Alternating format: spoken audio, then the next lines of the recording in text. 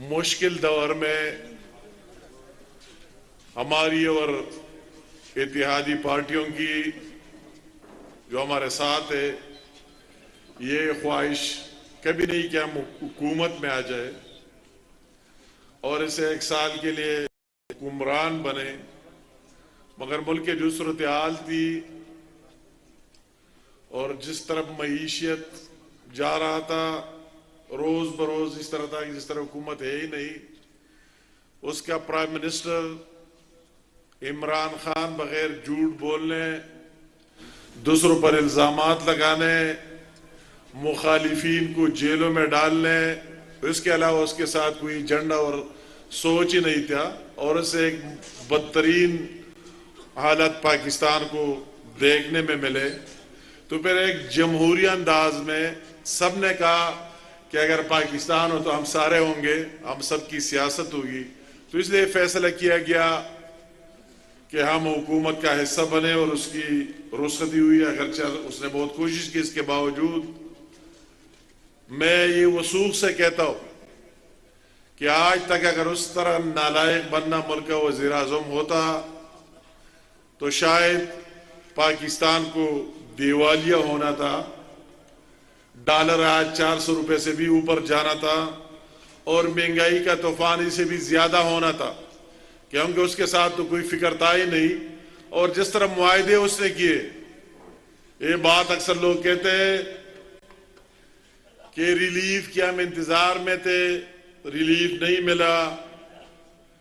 तो उसने जिस तरह मुआहदे किए थे IMF और दूसरे इदारों के साथ इंटरनेशनल,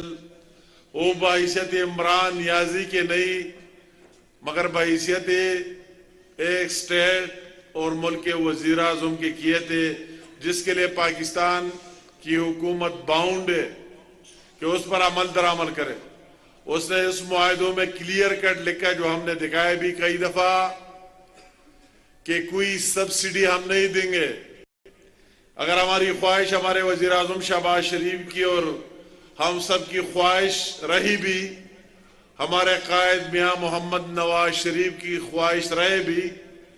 क्या अगर पेट्रोल 100 रुपए पर मिलता है बाहर से तो हम आवाम को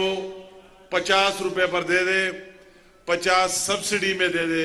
मगर वो भी इमरान ने हमारे हाथ बांध कर वो IMF से मुआहदे करके कि 1 रुपया 1 पैसा सब्सिडी नहीं देंगे। तब ये मुआहदे हुए, हुकूमत पर दबाव बढ़ी, अभी तक मौजूद है कि अगर आप उन मुआहदों पर अमल नहीं करते तो हम आपकी जो इमदाद और जो मुआहदे हुए फिर हम इसके पाबंद नहीं है। तो एक मजबूरी की सूरत हाल जो हम देख रहे हैं, मगर अल्लाह ताला का एहसान है। मैं अल्लाह ताला का शुक्रिया अदा करता हूं कि पाकिस्तान को इस तरह वजीर आज़म शहबाज शरीफ की शक्ल में दे दिया कि उसने इस मुश्किल तरीन हालात में एक ICU में पड़ी हुई मईशियत और हुकूमत, उसको भी संभालने की कोशिश की, संभलने की। और आज आप देख रहे हैं अगर कौम मुश्किल में, सैलाब में, तो आप देख रहे सुबह शाम, परसों हमें कहा गया कि प्राइम मिनिस्टर हाउस 6 बजे पहुंच जाए और 6:30 बजे DA खान और टांग जाना है। हमें हैरत हुई कि 6 बजे अगर हमें पहुंचना है तो 4-5 बजे उठना है। इसी तरह वजीर आज़म जब हम गए तो शहबाज शरीफ हमारा इंतजार करता रहा हेलीकॉप्टर के साथ हेलीपैड पर, और वहीं से गए और शाम तक, रात तक। मैंने फिर कहा कि अगर प्राइम मिनिस्टर साहब आप बता देते तो हम रोजा की नियत करते, रोजा भी रख देते कि दरमियान में चाय किसी के लिए नहीं रुकना, इधर मुतासरीन के जाओ, उधर जाओ। तो उसने इतनी कोशिश, बैरूनी दुनिया, अंदरूनी दुनिया, हर जगह कोशिश कर रहे हैं कि पाकिस्तान की हालत बेहतर हो जाए। और इंशाअल्लाह ताला अगर ये आज़म हमारी लीडरशिप की, हमारे कायद मियां मोहम्मद नवाज शरीफ की वजह से बैठे हुए ये सोच फिक्र, और शहबाज शरीफ साहब यहाँ जो मुल्क का चीफ एग्जीक्यूटिव है और हमारी पूरी टीम, तो इंशाअल्लाह ताला अल्लाह ताला मदद करेगा और पाकिस्तान बहरानों से निकाल कर रहेंगे इंशाअल्लाह ताला। मगर मैं दूसरी तरफ अभी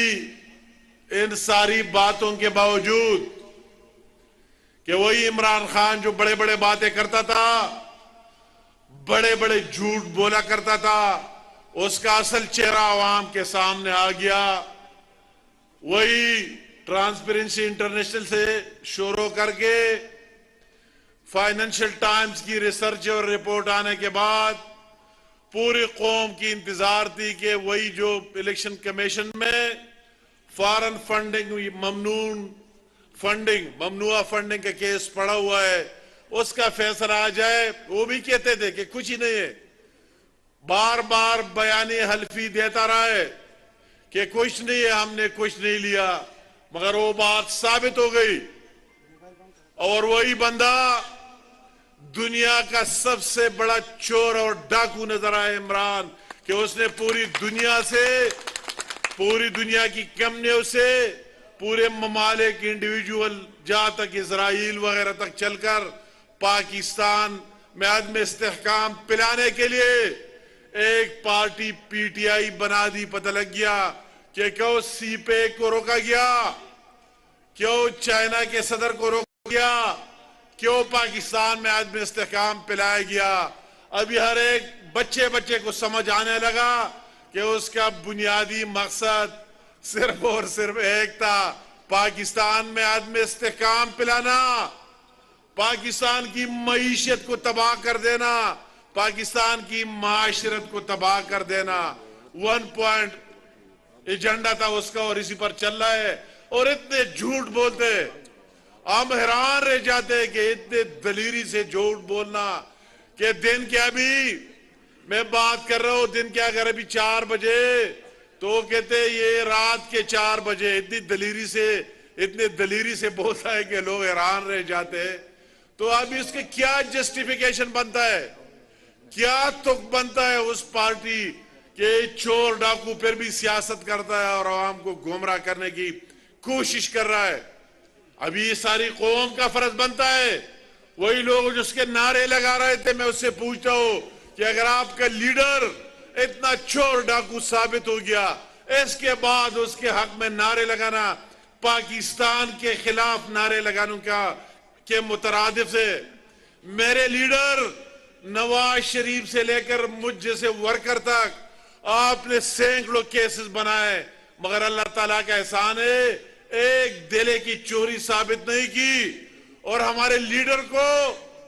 इसकी सजा मिली कि अपने बेटे से तनख्वाह न लेकर आपने गोशवारे में जाहिर नहीं की, उसको नाल करार दिया गया, उसको सजा हुई। मैं पूछो पानामा किधर है, वो केसेस किधर है, वो दूसरे लोगों के इंश्योरेंस कंपनियां किधर है। और दूसरी तरफ इस पर इतनी चोरी और डाके साबित होने के बाद इस कौम को मैं कहता हूं और के सपोर्टरों को कहता हूं, आप किस तरह अंधाधुन उसकी सपोर्ट करते।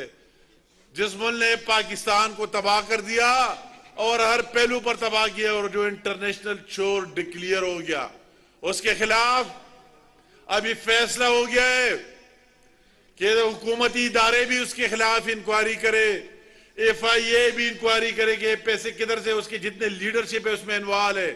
जाली अकाउंट से,